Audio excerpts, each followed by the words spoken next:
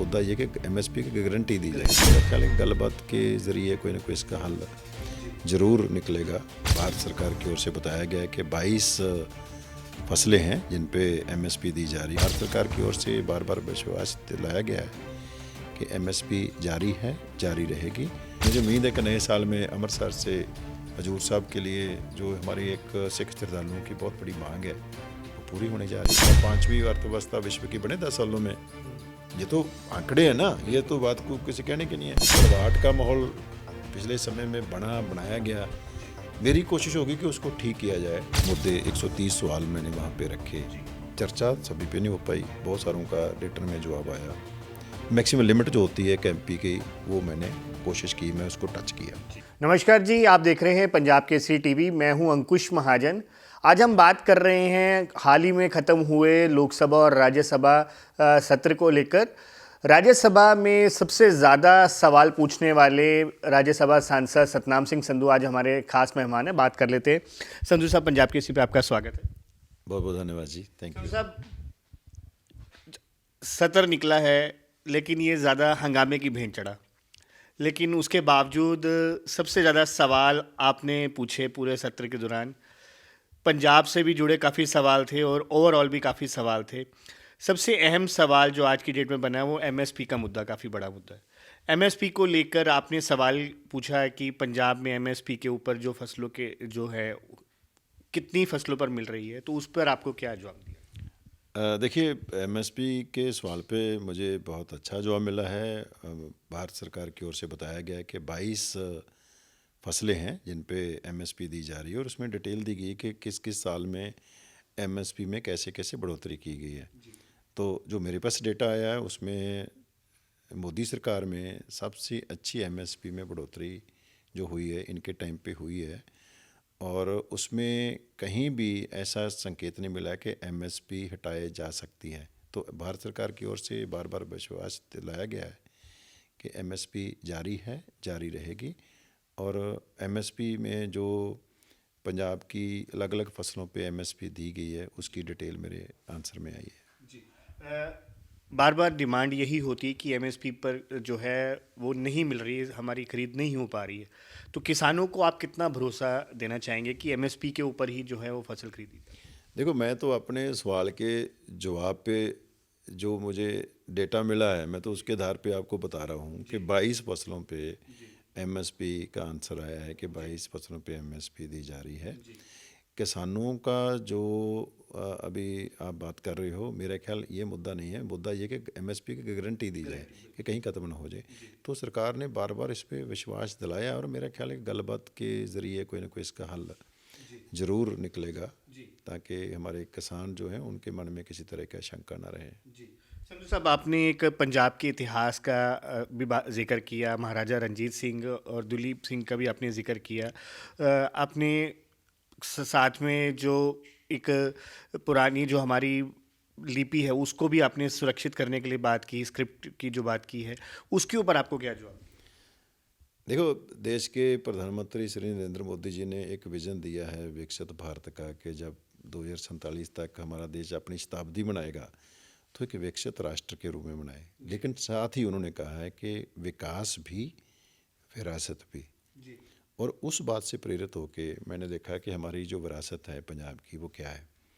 हमारी सबसे, जिसको मैं कहूँगा कि बहुत ही गर्व करने वाली विरासत है, वो विरासत है हमारी महाराजा रंजीत सिंह जी के राज की विरासत, जहाँ पे उन्होंने मुग़लों को दौड़ा के उनके एरिया तक, मतलब आप देखोगे महाराजा रंजीत सिंह का जो राज था वो कितना विशाल राज था और अपने आप में एक मॉडल राज भी था। लेकिन उनकी विरासत को संभालने के लिए शायद हमें जो जिम्मेदारी निभानी चाहिए थी वो नहीं निभा पाए।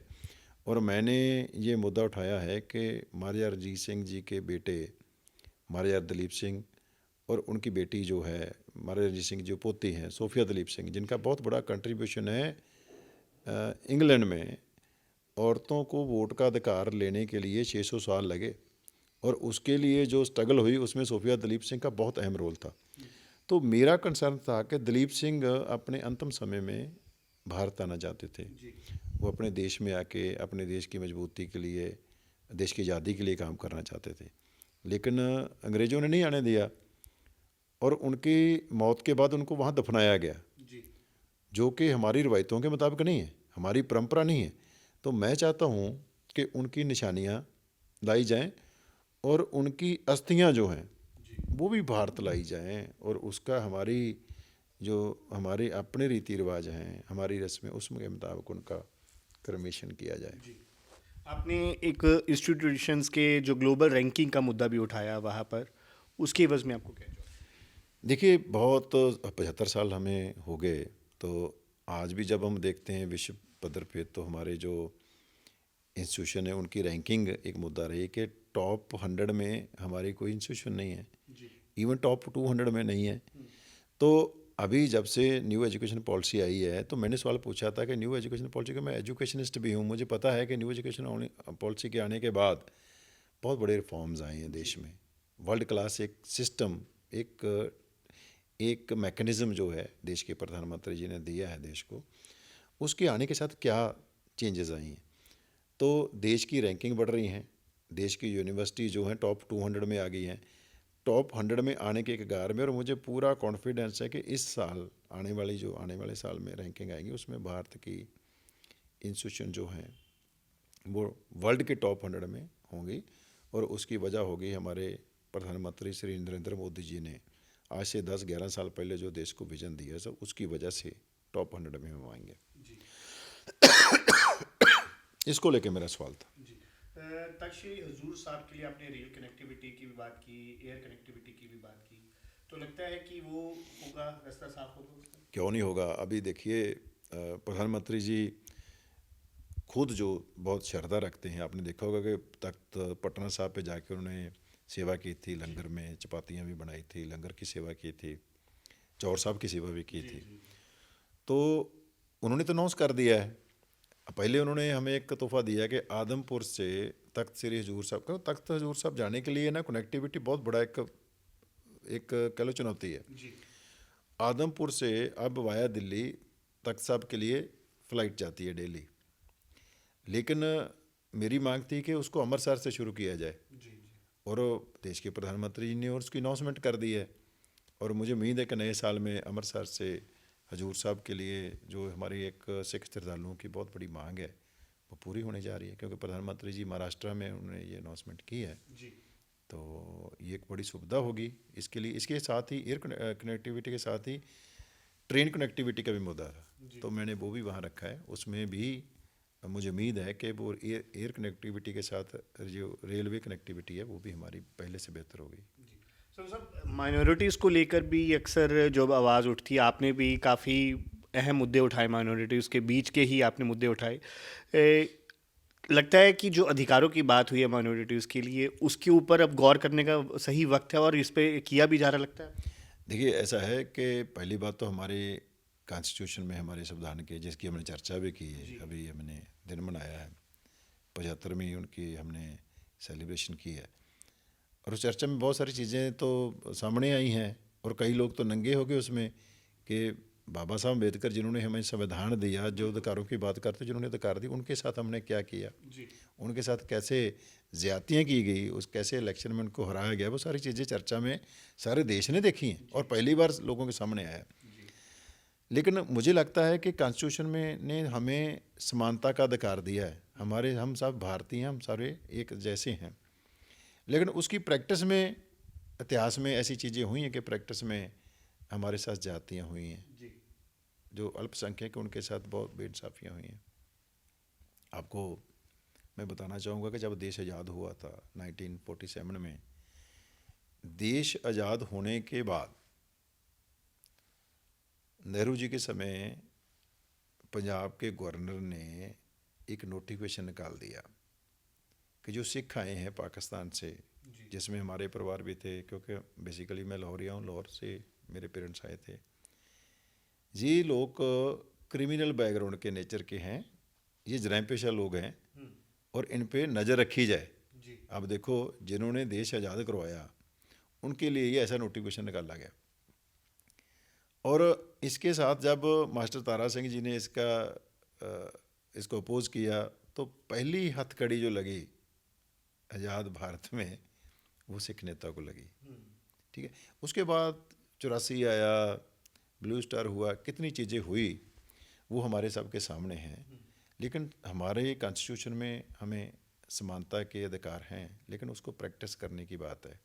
और मैंने जो मुद्दा रखा था कि माइनॉरिटीज़ विद इन माइनॉरिटीज़, उसके लिए अमेंडमेंट की जाए, क्योंकि आप सभी माइनॉरिटीज़ को एक जैसा नहीं ले सकते। हम तो 2% हैं, तो हमारे जो अधिकार हैं, हमारे जो राइट्स हैं, हमारी जो वेलफेयर की स्कीम्स हैं, हमारे लिए उसकी प्रोटेक्शन चाहिए।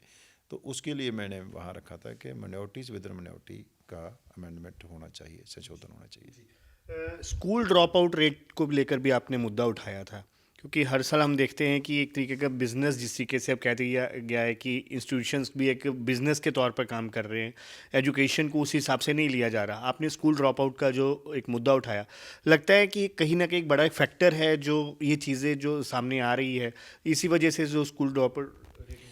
नहीं, ग्रास इनरोलमेंट रेशो देश में बढ़ाने के लिए प्रयास हो रहे हैं, और मेरा कंसर्न यही था कि उसमें कैसी प्रगति हो रही है। उसमें बहुत कुछ करना भी बाकी है, बहुत सारे सुधार हुए हैं। ग्रास एनरोलमेंट रेशो बढ़ाने के लिए गवर्नमेंट ने नई स्कीमें लेके आई हैं, उनका क्या प्रभाव पड़ रहा है उसके लिए मैंने चर्चा करने की कोशिश की, लेकिन सदन चला नहीं है। सदन चलता तो उसमें बहुत सारे ऐसे मुद्दे थे जिन पे चर्चा हो सकती थी। आप कई प्राइवेट बिल भी लाना चाह रहे थे, कौन कौन से बिल थे? देखिए, ऐसे है कि एक मेंबर पार्लियामेंट का जो काम होता है उसमें सवाल पूछना, चर्चा करनी, स्पेशल मेंशन लेके आना, और अलग अलग मुद्दों पे अपना पक्ष रखना, अपनी स्टेट की बात करनी, अपने लोगों की कम्युनिटी की बात करनी। और उसके ऊपर होता है कि आप नए कानून बनाने के लिए नए बिल लेके आओ। तो एक मेंबर पार्लियामेंट 3 बिल लेके आ सकता था, तो मैंने तीनों के तीनों बिल तैयार किए और तीनों बिल हमने वहाँ पे रखे। उसमें से जो बहुत अहम है, तीनों ही अहम है, लेकिन उसमें से जो आपको बताना चाहूँगा कि एक बिल था हमारा जो कंसिडर हुआ है, वो उस पर शायद अगले सेशन में चर्चा हो। वो था कि जो नदियाँ हैं हमारी, जो हमारे दरिया हैं, जैसे 5 दरियाओं की धरती है पंजाब, चलो आज 5 नहीं रहे, तो जितनी देर नदियों के लिए जैसे हमारे ह्यूमन राइट्स हैं, ऐसे नदियों के राइट्स नहीं होंगे। रिवर के लिए अपनी आइडेंटिटी उसको इंसान की जैसी देके उसको प्रोटेक्ट नहीं किया जाए, उतनी देर उसका परमानेंट सोल्यूशन नहीं है। तो वो बिल मैंने पेश किया है कि जैसे ह्यूमन राइट्स हैं वैसे ही नदियों के राइट्स होने चाहिए।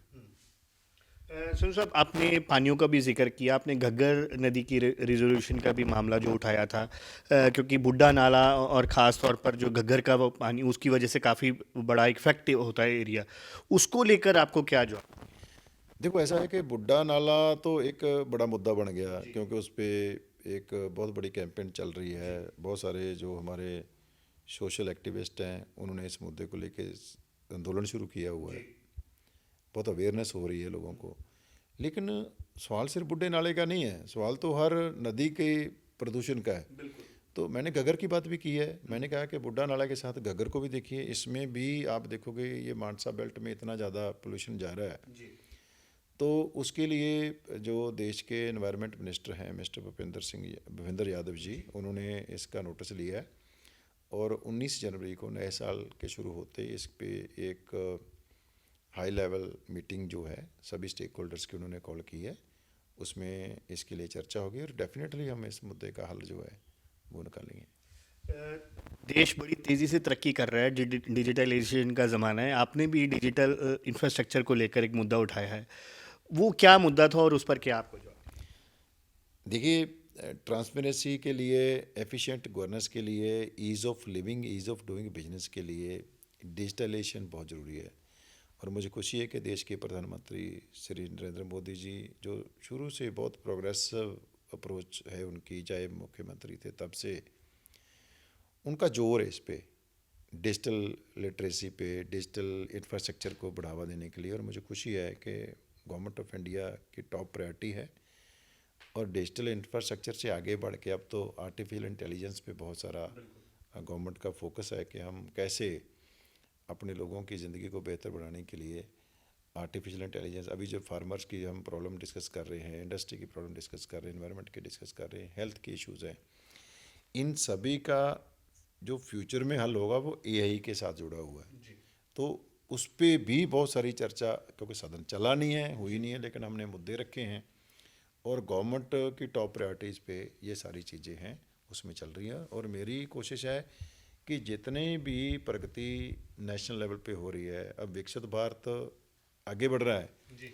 हम 11वीं अर्थव्यवस्था थे, अब 5वीं अर्थव्यवस्था विश्व की बने 10 सालों में। ये तो आंकड़े हैं ना, ये तो बात को किसी कहने की नहीं है। अब थर्ड इकॉनमी बनने की ओर बढ़ रहे हैं। दुनिया की तीसरी बड़ी आर्थिक ताकत इकॉनमी बनने के लिए दुनिया ने मान लिया कि भारत बनेगा। अब इस दिशा में देश प्रगति कर रहा है और पंजाब हमारा पीछे न रह जाए। मेरा कंसर्न इतना ही है कि पंजाब का जो हिस्सा है प्रगति में वो बरकरार रहना चाहिए और पंजाब नंबर 1 स्टेट रही है, नंबर 1 स्टेट इसको बने रहना चाहिए। और मेरा कंसर्न इतना ही है कि पंजाब किसी चीज़ में पीछे न रहे।